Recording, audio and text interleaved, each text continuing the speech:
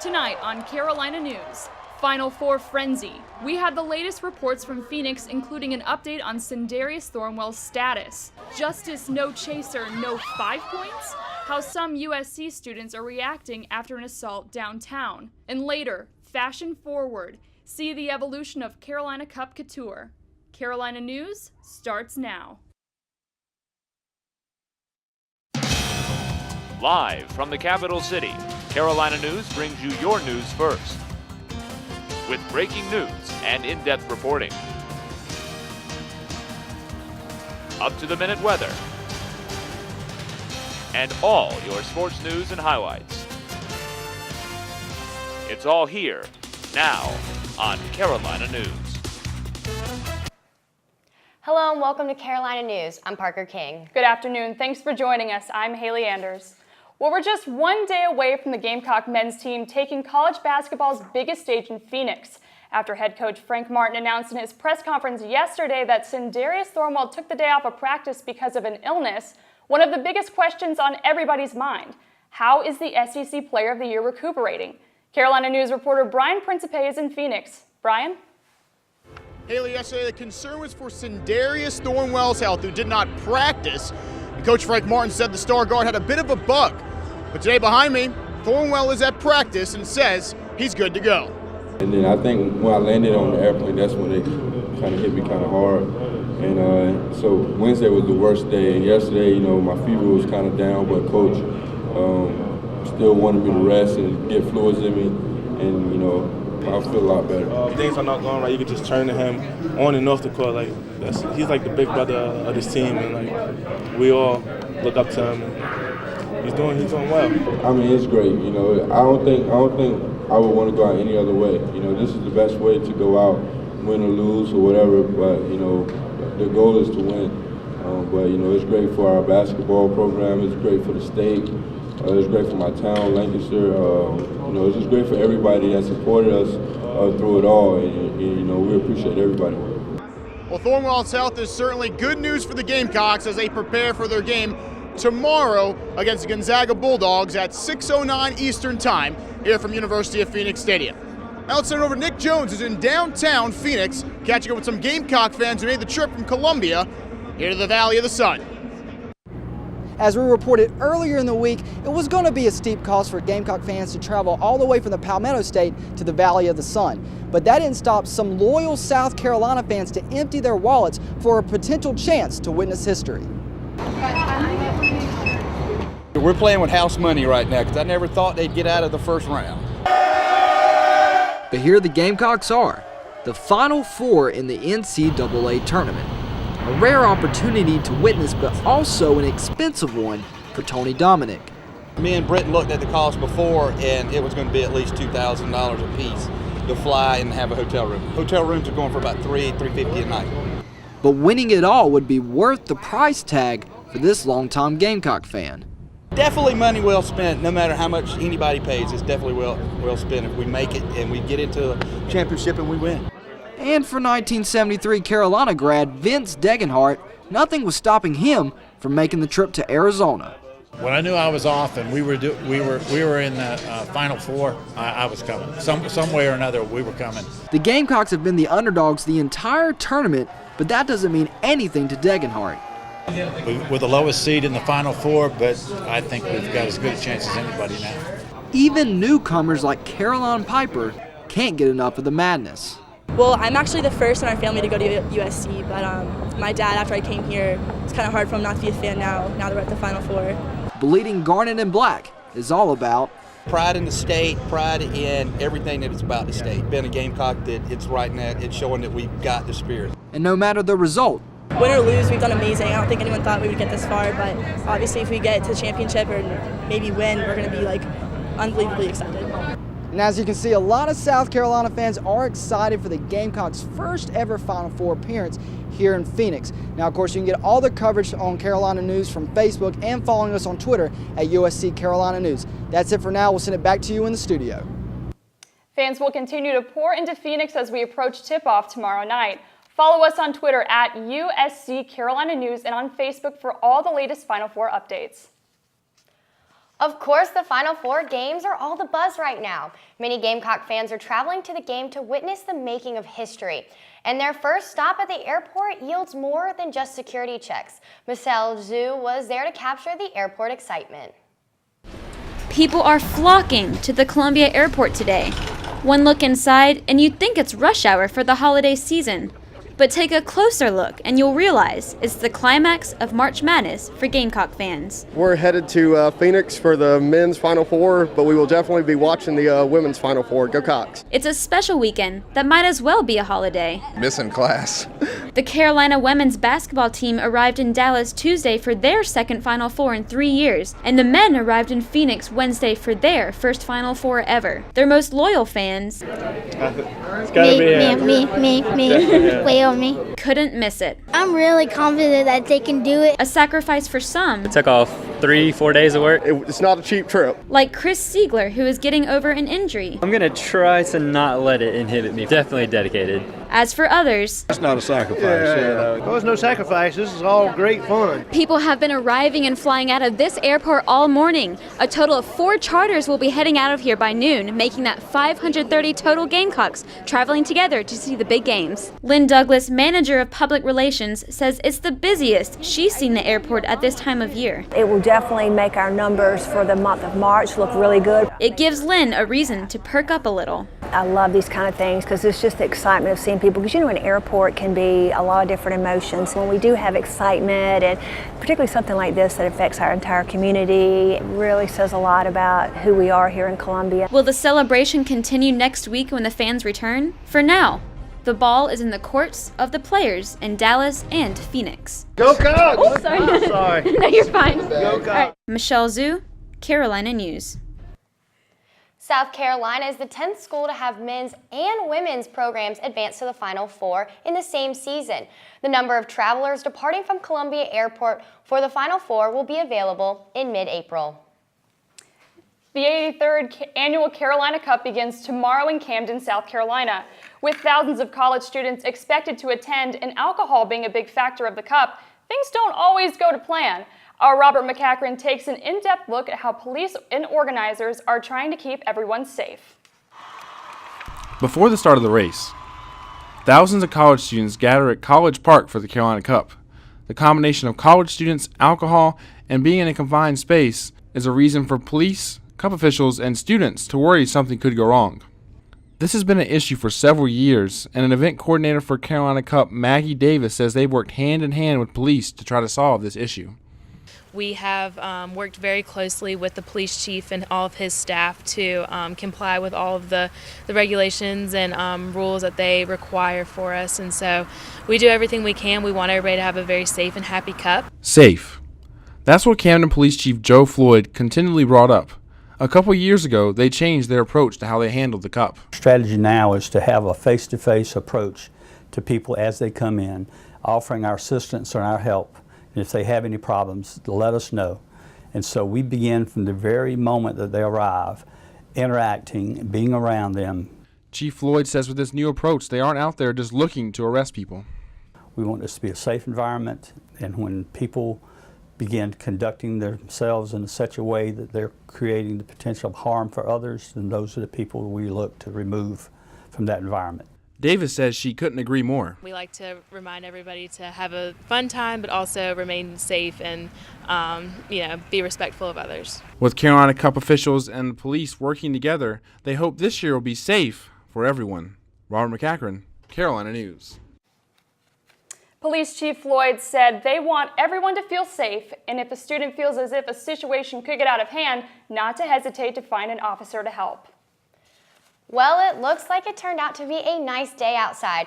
Our weather specialist, Kelsey Barnett, was at Colonial Life Arena today. Kelsey, how's it look out there? The rain has cleared out. It is a bright and beautiful sunny day here in the capital city. We'll be experiencing highs in the low 80s and lows in the mid 50s. So it's a great night to go inside and cheer on your Lady Gamecocks in the Final Four. Tomorrow, it's going to heat back up. We're going to have beautiful sunny skies, so it's a great day for the Carolina Cup or for the USC football game. Tomorrow night, lows are going to dip down into the high 40s, so it's a great night to go inside and cheer on your men's team in the Final Four. I'll have my full forecast coming up later in the show.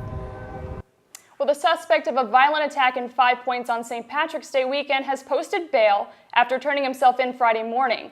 Daniel Hasley Wells is being charged with assault and battery of a high and aggravated nature.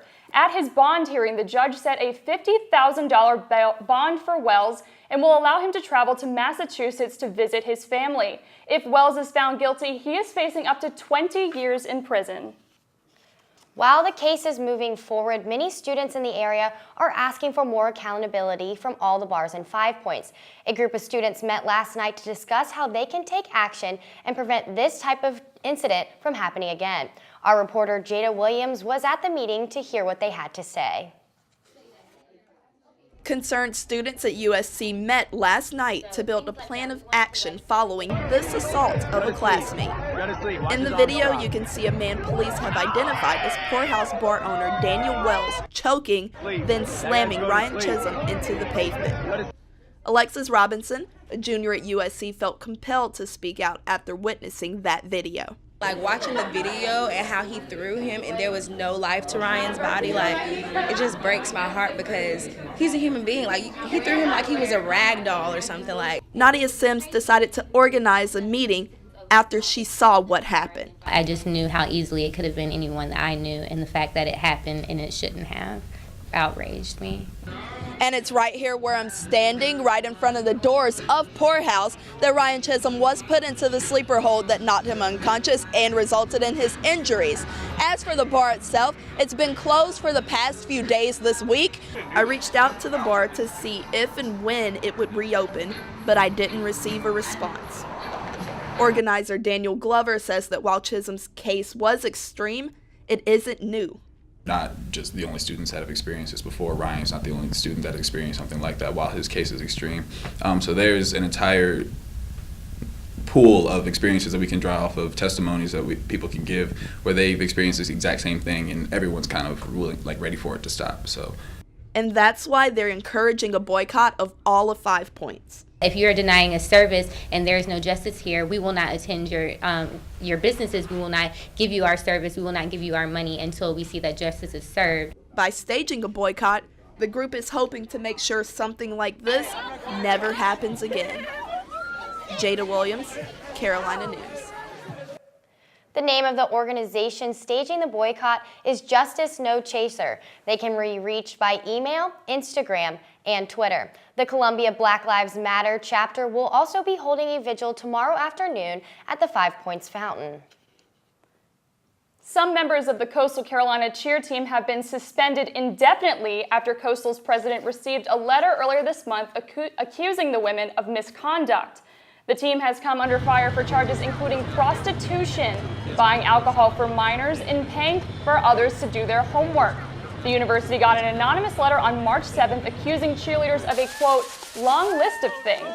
According to members of the team, some of them were taken to CCU's police station after practice and had their cell phones searched, but nothing was found. Authorities are now investigating the incident, and a cheerleading showcase in early April is no longer on the team's schedule.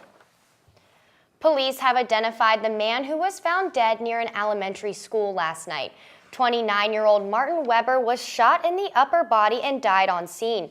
Police found him around 9 p.m. near Annie Burnside Elementary School on the 7000 block of Patterson Road. Police have not yet identified a suspect, and the investigation is still ongoing. Cleanup is underway after a section of I-85 collapsed in Atlanta yesterday. This section of the interstate gave way after a fire broke out underneath the overpass. Authorities estimated the wall of fire reached over 40 feet tall, and the plumes of smoke could be seen billowing for miles.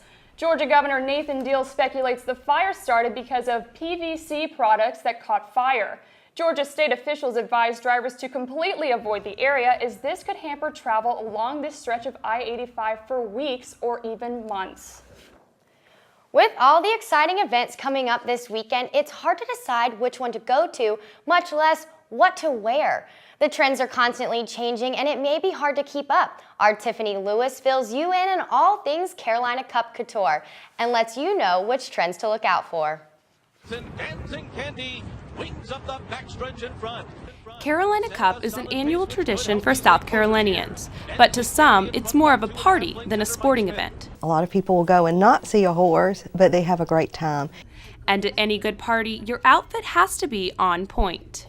People may have other plans, but they decide at the last minute, the weather's going to be great, I am going to Cup, I need a new Lily dress. Beth Baxley owns Pink Sorbet, a Lily Pulitzer signature store that sees a lot of action before Carolina Cup. A lot of the girls want still that kind of cupcake sweet look. We call it cupcake. Right. And they still want cupcake. But not all college students are so into the cupcake look anymore. Freshman and sophomore year, everyone was super preppy. If you wouldn't have like an anchor on you or like Lily, it was kind of, And then now it's kind of more just about individuality, I think. And some boutiques are changing and leaving the preppy style in the past. I started working at Bestique last May, over the summer, and then through this year, and it's definitely changed, I think, from a more preppy style to like boho and edgy. Kathy tells us that for Carolina Cup this year, she suggests something more subtle. Probably like something that maybe still fits like a spring kind of style, but that's more low-key than Lily, kind of maybe a floral print that's not like bright pink or blue. But whether you're boho chic or bright and preppy this weekend, remember one important thing. Be comfortable and stay true to your style and just wear what you like and have fun. Because a smile is always your best accessory. From downtown Columbia, Tiffany Lewis, Carolina News. Carolina Cup this weekend. Tweet us your pictures of your outfits at USC Carolina News. We will be retweeting our favorites. A new place to entertain is coming to South Carolina. Why was rural South Carolina chosen to be the next entertainment hotspot? We'll let you know coming up next.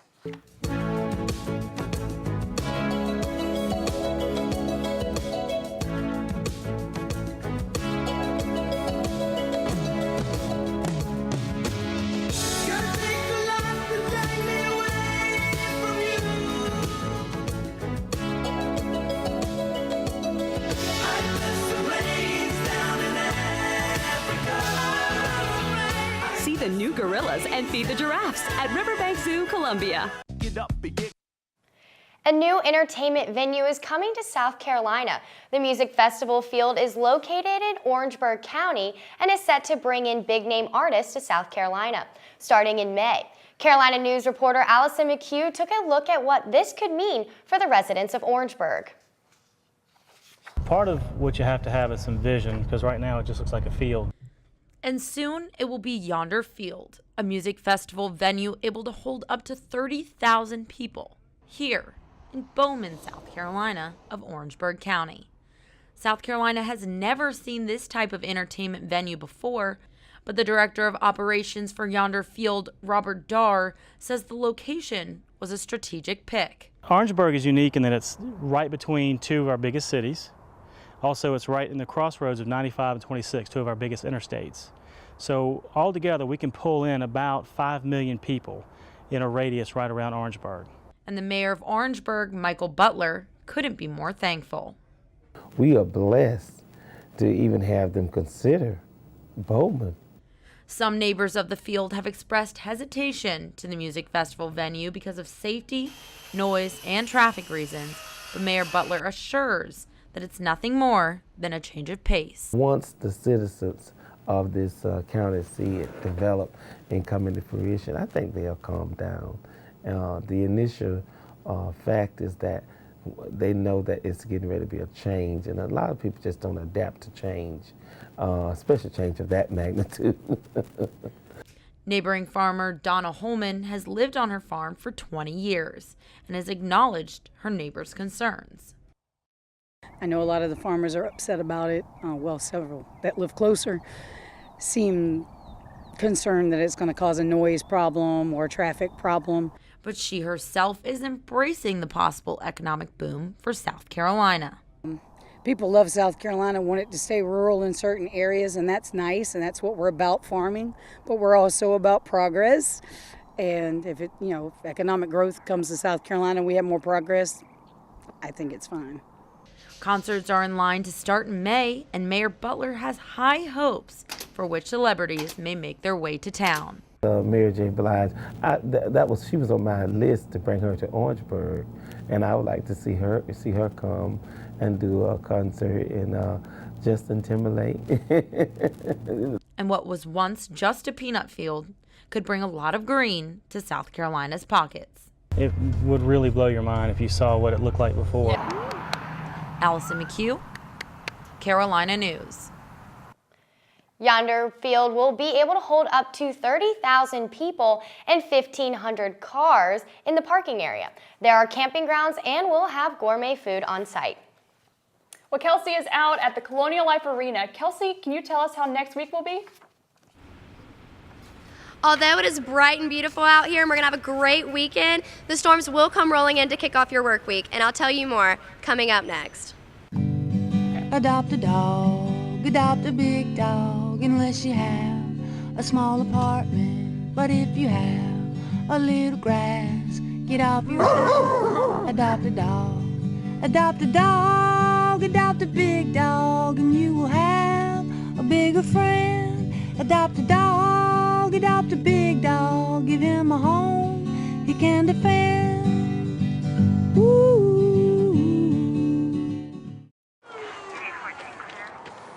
Sir, do you have any idea how super cool you are? Yeah. Thanks. I have a picture of you for above my bed, please. It's a super cool picture, super cool. Here's your picture back. I don't deserve it. Also a short poem I wrote about you. So super cool. If only everyone saw you the way your dog does. Yeah, you're a good boy.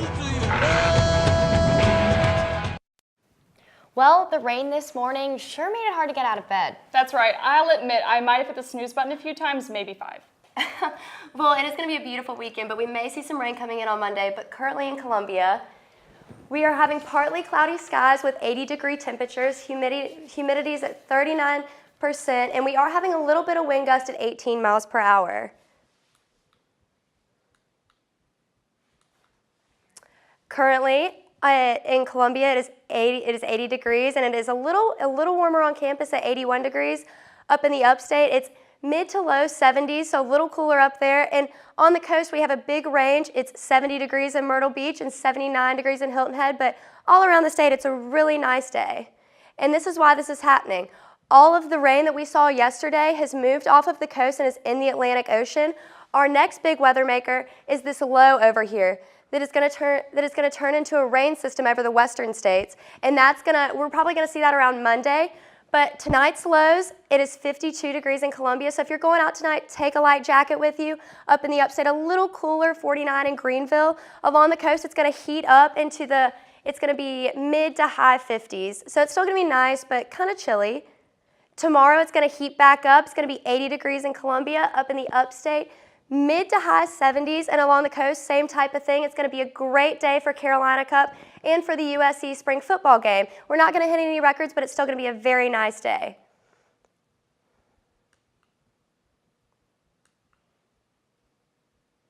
And if you want to take a look at our 5-day forecast, like I said, this weekend is going to be beautiful with sunny skies.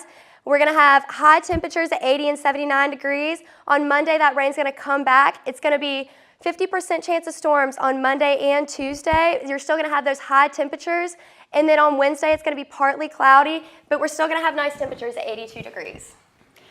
All very good to know. Looking forward to having a sunny weekend. Yeah. Well, coming up next, the madness is about to begin here in Columbia. South Carolina men's and women's basketball teams are out west trying to bring home those titles back to the capital city. See how both teams are preparing to be the best of the best next on Carolina News. I believe that home is where your pet is. And that loving an animal means never giving up on them, never letting them go. I believe that when you spay or neuter your pets, you help decrease the number of homeless animals. Because every dog and cat deserves a place to call home. I believe that I found my best friend at a shelter. And you can too. We believe that together with Best Friends Animal Society, we can bring about a time when there are no more homeless pets. Visit ambassadors.bestfriends.org. My limit is 2, and I always make sure to eat something. If I'm out for several hours, my limit is 3. I know my limit is 1. Until I'm 21, my limit is always 0. Alcohol affects people differently, but the legal limit is .08 for everyone over 21. In order to be safe and stay well below the legal limit, it's important to know your limits and know the law. To find out more, go to responsiblelimits.com. Well, all the talk has been around the Final Four, but I'm hearing the Gamecocks have a very busy weekend ahead of them. They do. To start things off, the Final Four March Madness we've finally been waiting for is here. The Gamecocks are in the Final Four for the second time in 3 seasons. The girls will take on the Stanford Cardinals tonight in Dallas, Texas. Stanford comes in as a number 2 seed with a 32-5 record, bringing tough competition for the Gamecocks. Coach Dawn Staley is excited to be back in this environment for another year.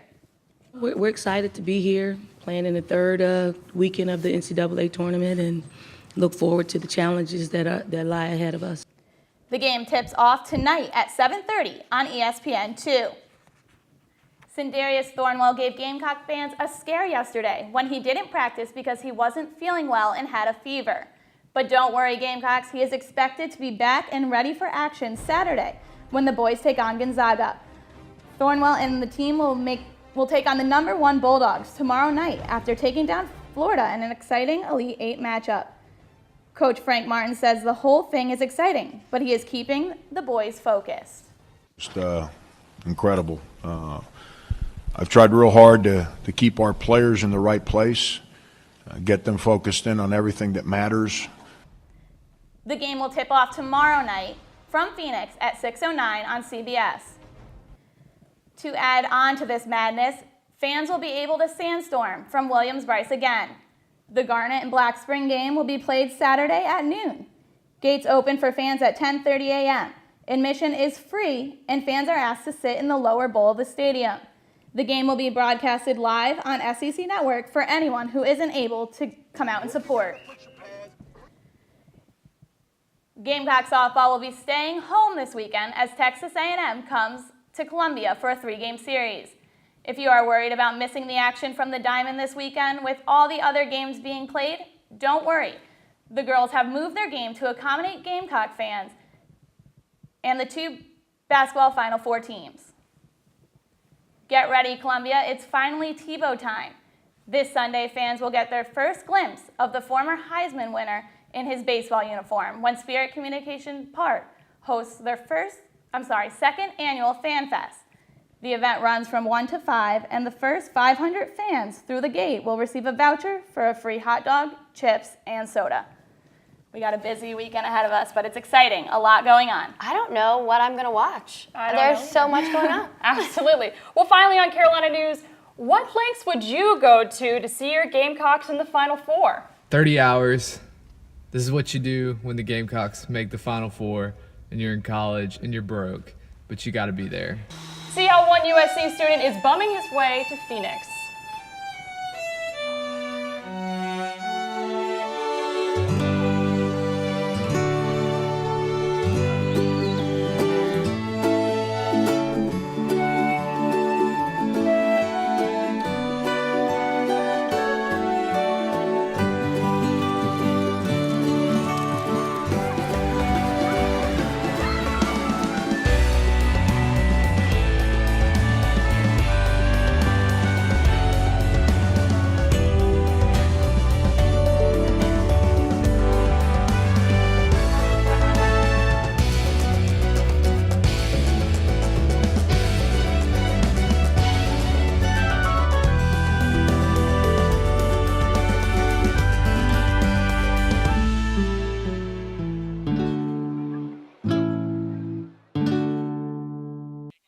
Well, to say Gamecock fans are excited about making the Final Four is the understatement of the year. USC student Chris Beamgard is on the road driving 30 hours across the country so he can cheer on the Gamecocks in Phoenix on Saturday. Let's check in and see how his adventure is going.